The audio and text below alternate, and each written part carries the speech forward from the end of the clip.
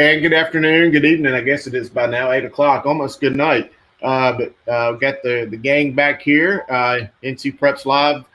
Dina, we're missing a couple of them tonight, but, I'm not going to complain because it's something I've always said is I like when athletes are diverse and they play a lot of different sports. And, we got a couple of our guys playing some ball tonight, so that's always a good thing. Yeah, it seems like we try to set up a time, and one of them or multiple of them have games or something. Then we're glad to be on tonight. Well, sometimes it's myself or even you covering Carolina games. So, it's all good. Glad to have the two ladies in the house. We got Chelsea down here and also Tally. How are you guys doing? I'm doing good. Yeah, I'm doing good as well. And hopefully one day we'll get Brianna back on here. I don't even think she's been on to see her cool intro video yet. So hopefully we'll get her in. But again, kind of like I said, kind of happy that you guys are all kind of being involved in playing some sports. I think that's pretty cool. So what's going on in the world of basketball this week? I know we're about 29 days, 30 days away from kicking off football, which I'm really, really excited about. But what's going on in basketball? And also I think we got lacrosse about ready to roll. And I know we had the volleyball playoffs this weekend. Seems to be a really busy season here. Yeah, basketball, I'm going to be honest, I haven't kept up with any other team except my own. Our boys team is in quarantine right now. But our girls team, we took 2 good wins to Concord, and then we've had 3 tough losses since. I'm going to be honest, I'm enjoying it so much. Like, I'm so glad I played this year. It's really nice to just play something for the fun of it. I love it. I had one game, and that was last week. I went down to Winston-Salem and watched Combine Academy and Quality Education. Got to see probably one of the top 2023 kids in the nation, Robert Dillingham. Interviewed him, got to see why he has the colleges after him and the lofty 4-star ranking that he does. A good kid. Was glad to see some action. Haven't made it out this week. Hopefully, maybe next week get to go out and see some more hoops. Chelsea, I think that you were about to say something. Go ahead and give you the floor. Our lacrosse season just lacrosse season just kicked off yesterday. We're hoping to get our games rolling, but because of snow in Raleigh, which I don't see any, we got our legal game canceled. But we took a good win yesterday. And then for basketball, I don't remember the last time I was on this stream, but last Saturday I did get to go to Lake Norman Christian Academy and see Mikey Williams play Word of God, which was a crazy game, and Lake Norman won, but super enjoyable. Yeah, I don't know about your weather tonight leading into tomorrow, but or your guys' school system, but my kids were supposed to be going in tomorrow. Now it's going to be a completely virtual day. So kind of bummed out about that, at least from the parent standpoint. But, I was going to ask you guys, and Dina, whether it was with your interviews this past week or even you ladies that are there in school, what seems to be the sense from the players? Is there just kind of a happiness just to kind of have a break from the monotony of being out there playing? Do you see them being pretty happy to be out there? Is there any concern with the pandemic, with the virus, or is there any complaints about the mask having to be worn, or what's y'all's general thoughts? I would say that it's definitely a good escape for all athletes. I know for myself, our district just went back to all virtual, and it is so hard sitting in the house all day and just trying to do your schoolwork while you're in the comfort of your own home. But I really I know I and the rest of my team, we look forward to going to practice every day. Just having an escape from what seems so normal right now. But the masks are a pain, especially when you're running up and down the floor for 30 minutes straight. But we take it if it means we get to play. Yeah, I could see where it's a pain. I try to go to the gym 2 or 3 days a week.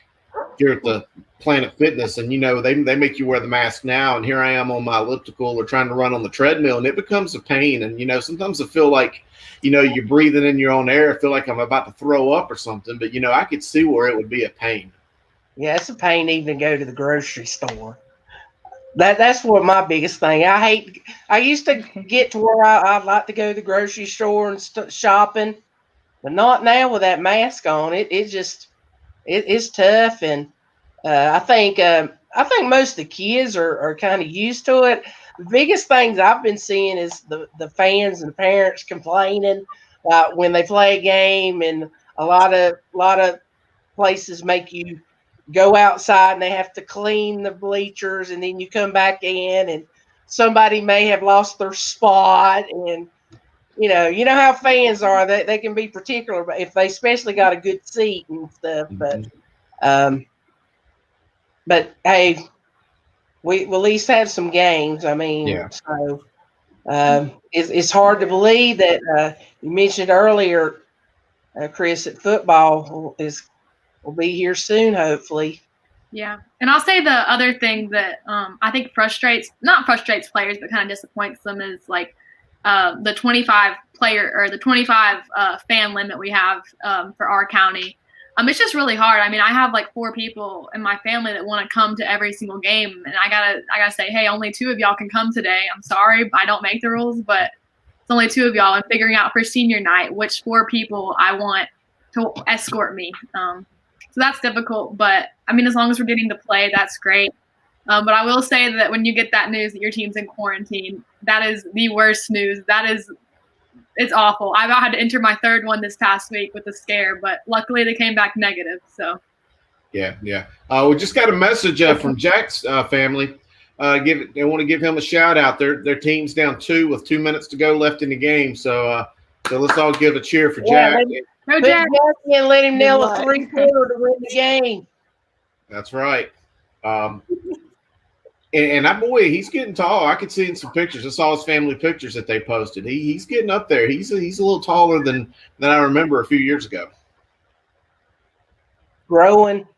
They usually when they hit that high school age. But Chris, you mentioned earlier, I just want to give a shout out to some of the state champions here. I got down the volleyball state championships were held, and Cardinal Gibbons won the 4A state championship over Providence. I got my Cardinal Gibbons hat on today. D.H. Conley, 3A champions over Cox Mill. Fred T. Ford won the 2A over McMichael. And in 1A, East Wake Academy beat Mountain Island Charter. And then we had cross-country champions. 4A was Hoggard women, Cardinal Gibbons men. 3A was Cuthbertson women and Chapel Hill men. And Brianna would be very proud. Her North Lincoln won both the men and women's. So she really proud of them. And then in 1A, Thomas Jefferson won the women and Lincoln Charter won the men. So congratulations to all the state champions that made it to the finish line. Absolutely. Congrats to them. And I want to go back to Jack. He's playing this game right now. I don't know if we can get an update on how the game's going. But he was at a pretty big game this weekend and sent us in a video clip he wanted us to share. If I'm not mistaken, Dina, it looks like Kinston maybe has lost 2 this week. I know that Aiden Grifton beat them, and I think North Lenore may have beat them a week or 2 ago. I believe they're on a 3-game losing streak, and they don't have Mr. Dontrez Styles, who's the UNC commit, who had a concussion for a fall that he had, and I think he's getting closer to coming back. And Kinston, you just don't count them out. The tradition that Kinston's had over the years, it's basketball town. No kidding. For me, the talent that's come through that gym and stuff. But yeah, Jack's been there, and then he was in Jacksonville, I think, last week and saw a good game. Two undefeated teams, Northside and playing Jacksonville, and saw good games there. So if he's not playing, he's going to a gym.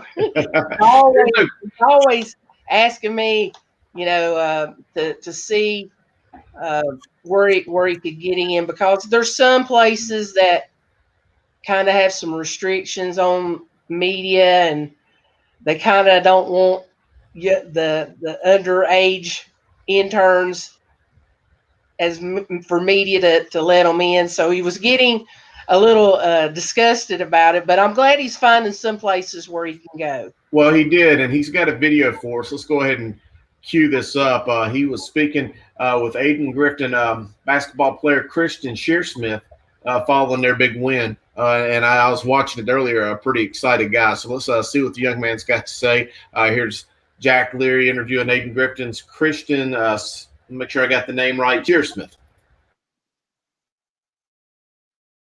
Here with Christian Shearsmith from Aiden Grifton after they just got a huge win over Kinston.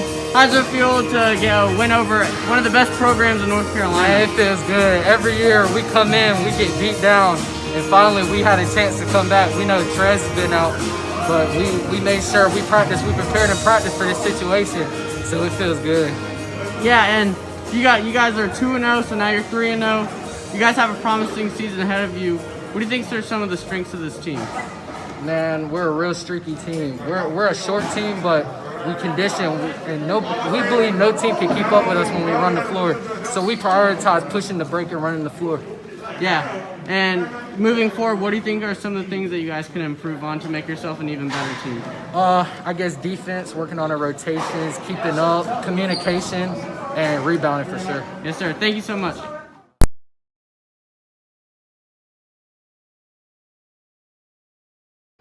All right. Great job of Jack, as always. Excited guy. And again, for a team to beat Kinston, I kind of go back in time to, 1994, us, South Rowan beating A.L. Brown, Kannapolis. That was a pretty big deal. So I could kind of imagine the thrill that young man had having beaten them. I don't think it matters if they may be down their best player. You still had to beat them. You said it, Dina. That's probably the best basketball program in this state for at least as long as I've been around. Yeah, that you walk in that gym, you see. I've not been in Kinston gym, but I imagine banners, trophies. I mean, you think of Kinston, you think of Stackhouse, and all those greats. Brandon Ingram, Quentin Copels. Mm-hmm. And now Dontre Styles is going to be the next one that comes out of there. I mean, I'm just glad that Kinston gets a lot of notoriety for they're small town. They're not a big city, and it's the only game in town. And I think at Kinston, really only one person comes to mind: Brian Hanks. he is Mr. Kinston to me. Yeah, he is. And Brian's a good friend. I know he's a good friend of yours, and really enjoy any time that get to speak to him. I know he's a big supporter of Kinston athletics and total the athletic system in Lenoir down there, and he's been everywhere in sports media. But he'll never let me live it down. He come up, him and a buddy, they were on their way, I believe, to go to Washington to watch the Washington team now play. And they stopped by Starmount, and Brian's alma mater, North Wilkes, was having their best football season ever. And he shows up there, and they upset us and beat us. And I've never lived it down, because Brian's like, I brought him good luck, and he's always throwing that "Go Vikings," to me and everything. But it was really a good time seeing him, and if every school had a Brian Hanks supporter, they would be just awesome. Oh yeah. I mean, he's as big as they come when it comes to Kinston, North Wilkes, UVA, and the Washington football team. And I guess the Wood Ducks down there in Kinston, who he works with. Well, good deal. Well, Jack wasn't the only one to do a video. Chelsea's got one, but I also have a video tonight I wanted to share with you guys. I don't think we got this on the screen before we went live. I know we was having a conversation among ourselves, but I got this video just to share you guys from my dinner tonight. So check this out.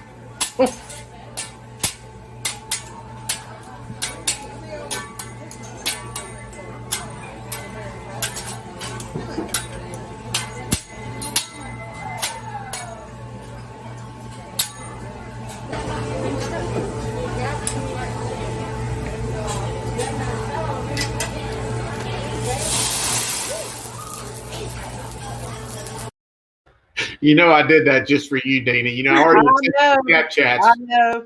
Chris, I have the takeout version sitting right next to me. Oh man, good deal. For the people that don't know, I love Japanese.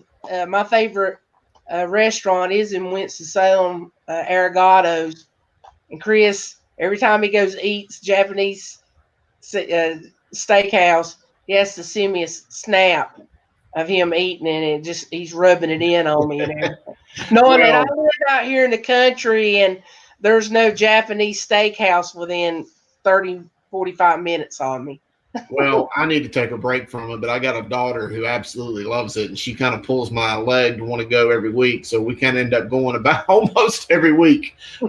We don't stop. It's going to break me because, you know, it's not cheap, but it's fun. We had a good time. I just wanted to play that.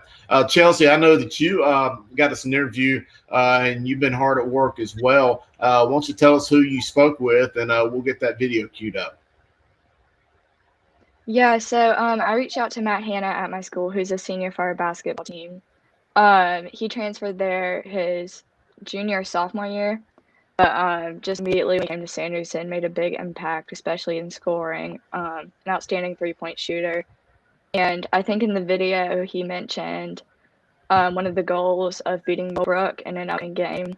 That game has passed. They took a tough loss, but the stats he's put up in recent games are outstanding. So it's cool to talk to him. Well, sweet. Well, let's see what this young man's got to say. Let's run that video. All right.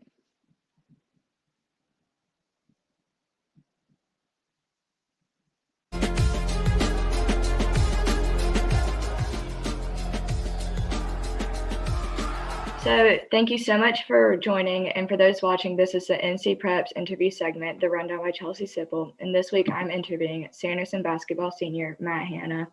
I also go to Sanderson, so this is a Sanderson interview. So the first question is, with your senior year, how are you stepping up as a leader on the basketball court for everyone else in just those younger classes? Mm-hmm.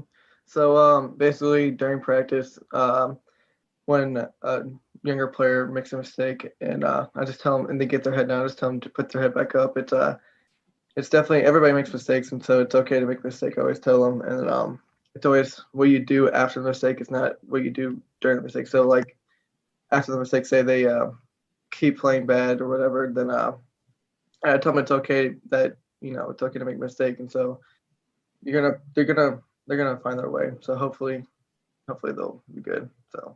Yeah. On the court, what's one thing that you think makes you stand out from other players or just unique about you and your game? Definitely my shooting ability. It's definitely a big part of my game. But hopefully this year I can show that I can play all different types of areas. All areas of my game are good. So hopefully I can show that this year. And then coming into this 2021 Sanderson basketball season, what's individual or team goal that you guys have? Definitely to be number one in the conference and show everybody that who we are, and then hopefully win a championship. Awesome. And then COVID has obviously impacted high school basketball in so many ways. Just over quarantine and when things weren't rolling smoothly, how did you take training into your own hands, and how did you just step up individually? Definitely during quarantine, I worked out pretty much in the beginning of quarantine every day and started running every day. And then when my trainers opened back up, I started going to them. Awesome. And then I know y'all are only 2 games into this season, but who's a team you really look forward to playing, or a matchup maybe that you've already played?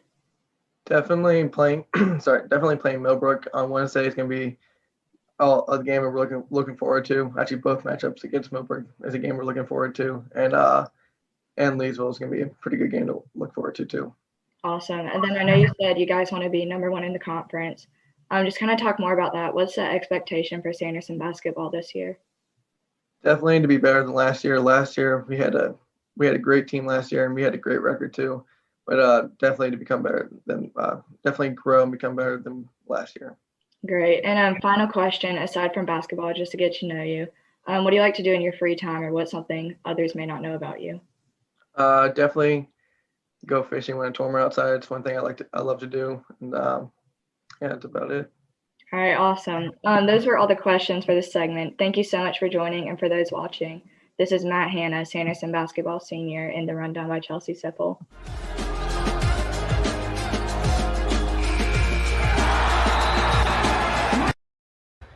That's pretty cool looking gym there, Chelsea. I like the way they got the words painted up on the end like that. That's pretty cool.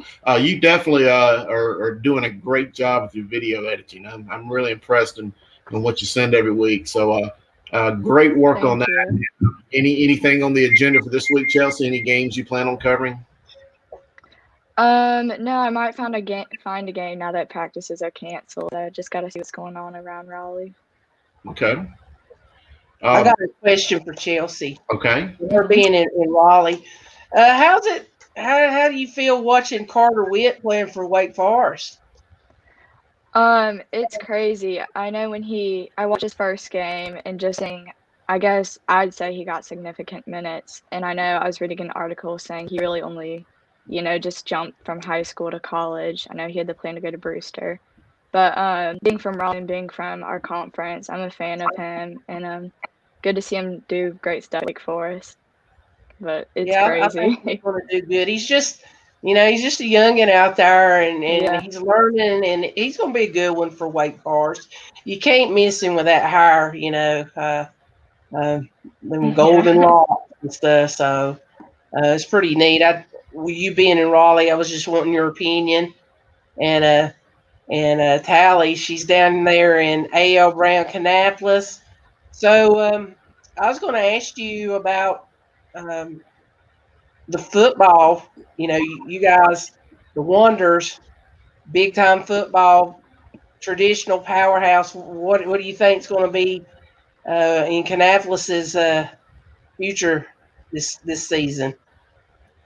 I think they're going to be really good. I mean, those players are out there every single day. They're getting as much time as they can. I mean, there's certain limits as to how much time they can be out there, but definitely working hard. They're there when I get to practice, and they're there when I leave practice. And I think we definitely have a lot of good players that are going to help us this year. We've got Torin and Isaiah Black at running back, and then there's just a lot of good players, and not even a bunch that really stand out, but just that work together as a team and know how to put stuff together. I agree with you, Tally. Before the COVID hit, and I was putting out preseason rankings for what we thought was going to be a fall season. I thought the Wonders were a borderline right there, 9, 10, 11th ranked top 10 3A school. And I'm not sure if they've lost any players in the process of moving to the spring, if any guys left or graduated or moved on or whatever. But I thought that they were going to be one of the more talented teams in the state prior to this. And then I'm not surprised to hear that you think they're going to be pretty good. Yeah, I do think they'll be really good. And I just lost what I was about to say. I know the early enrolling is kind of affected, everybody's kind of predictions. Mm-hmm. I look at the preseason all-state team, and there's a lot of openings on there that's going to be. There's already in college right now, so we have to throw kind of, especially in the 4A and 3A, throw those rankings and predictions out. Mm-hmm. There are some 1A and 2A kids that have early enrolled, and as you know, Chris, Power 5 recruit can really, if they go early, it can kind of mess up a smaller school. Without a doubt. So we'll see. And Torres and Pierce are juniors, so we're good. And just wanted to give a shout out to two good friends of mine that are down in Mobile, the Surratt brothers, Chaz and Sage, going to play in the Senior Bowl in Mobile this weekend. And I believe Landon Dickerson in same area is possibly down there. I've seen a tweet of someone in the Hickory area or Lincoln County area was kind of talking about it. And Caleb Farley, all four of those guys are going to be drafted, and it's really good for that area and everything. So just wanted to wish them guys luck in their future endeavors. No kidding. What a great year for the draft from North Carolina. Speaking of Caleb Farley, that kind of jogged my memory. I got a message right here. Maiden football coach Will Byrne called me today. They need a week 3, so anybody out there needs a week 3 football game. It sounded like he'd be willing to play almost anybody. So give Coach Byrne up there Maiden a call. But I can't wait for this season to kick off. I mean, even though it is, I think it's going to be an interesting year. I would not be surprised if some school districts decided not to allow their schools to play. You know, I think it's going to be hit or miss. I think there'll be some quarantine and maybe some teams that don't play and some teams that miss playing. It could be an interesting year, especially for the playoffs, but I'm anxious to see what it looks like. Well, I know my school was in quarantine. They shut the school down for a little bit, and they just, I think, went back this week.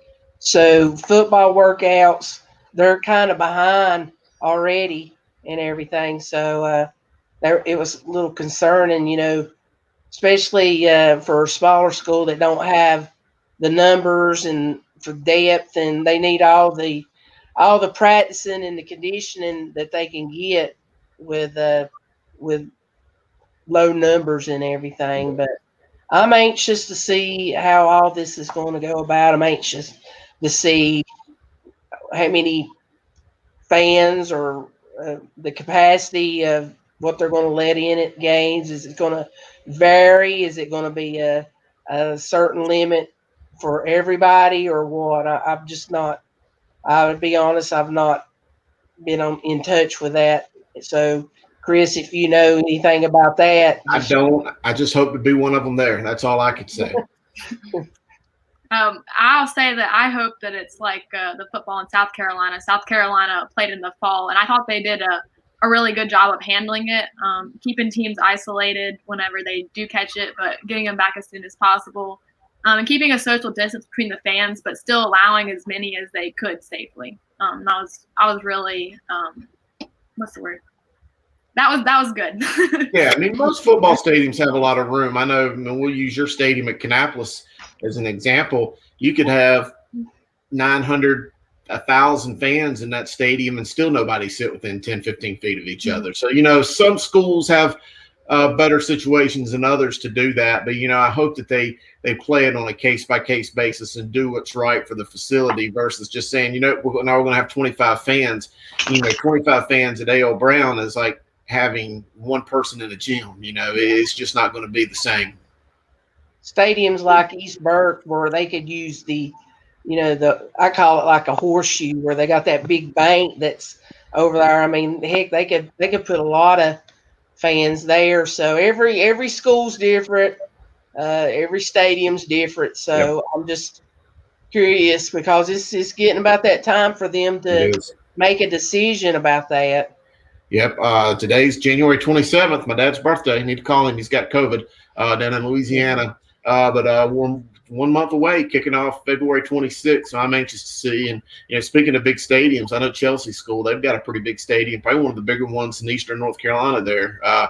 So I know they can put a lot of people there as well and still keep them spaced out. Yeah. Are you anxious for some games to start?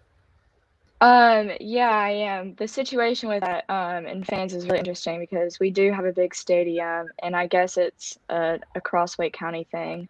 We're only having 100 tickets for home teams. Away teams can have no fans. So I don't know, such a big stadium, but very little tickets. So I don't know. It's interesting. That's tough. That really is. Well, we'll have to just see what the future holds for the season. But I'll be, like I said, anxious for it to kick off. Chelsea, Tally, any of you guys have any final thoughts before we call it an evening? I don't have anything. Well, great job as always to you two. We appreciate what y'all done. Did I see that Jack and them lost? Yeah, Jack's team lost by 1. Ah, tough. They needed him out there in the arc shooting that 3. It didn't happen. Well, any final thoughts for you, Miss King, before we call the night? No, I'm just ready to go. Everybody stay safe and do what you've been doing to stay safe. Well, good deal. Signing Day, National Signing Day is next week. I know it used to be really, really, really big, and now with the early signing day, it's kind of lost a lot of its luster and everything. And so, but February 3rd is National Signing Day for the kids that didn't sign at the early signing date, and there should be right many in North Carolina that do. I've been seeing some kids commit to D2 programs. A kid that I was really impressed with at the Raleigh VTO, Chelsea. You remember Tremel Jones, the wide receiver that really did good. Committed to Wingate, right? So that made me feel good, to see a kid like that come to a camp and then get noticed and get to go the next level. And plus, he's going to my alma mater too, so pretty nice that he will sign with the Wingate Bulldogs. Sweet. Well, I'm anxious for the signing day just to take place, just to see where some of these guys end up going. So we'll definitely report on that next week when we come back. But for Jack and Brianna, who couldn't make it, and for all the gang here, we appreciate y'all joining us. And we're going to call it a night. But I thought we had a great show and enjoyed it. And we'll see you next week. See y'all. All right, let's play some music and get out of here. Talking in